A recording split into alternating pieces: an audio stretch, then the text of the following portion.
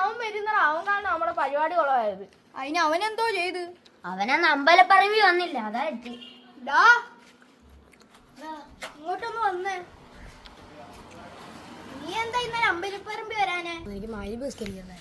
അതിനെന്തോടാ, അമ്പലത്തിൽ ഉത്സവമല്ലേ ഇത്, വന്ന് ഡാൻസ് ഒക്കെ കളിക്കണ്ടേ? ഇങ്ങനെ പറഞ്ഞാൽ ശരിയാവുന്നു, അവർക്ക് മനസ്സിലാവത്തില്ല.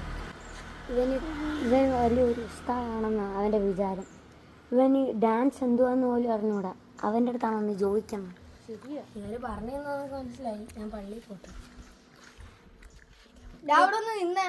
എന്താ ഇനിയും ബാങ്ക് വിളിക്കാൻ 1 മണിക്കൂറില്ലേ, നീ എവിടെ പോവാ? അവിടെ നിന്നിട്ട് അതിൻ്റെ കൂലിയെങ്കിലും കിട്ടത്തില്ല. ഇവിടെ ഇങ്ങനെ നിന്നു.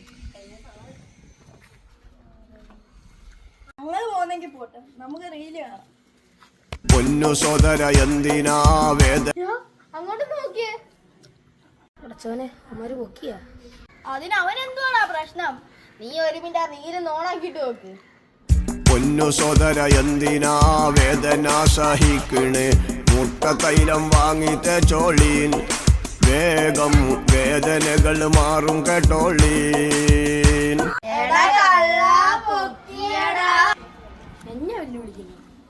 മുട്ടത്തയിലെ സ്വത്രം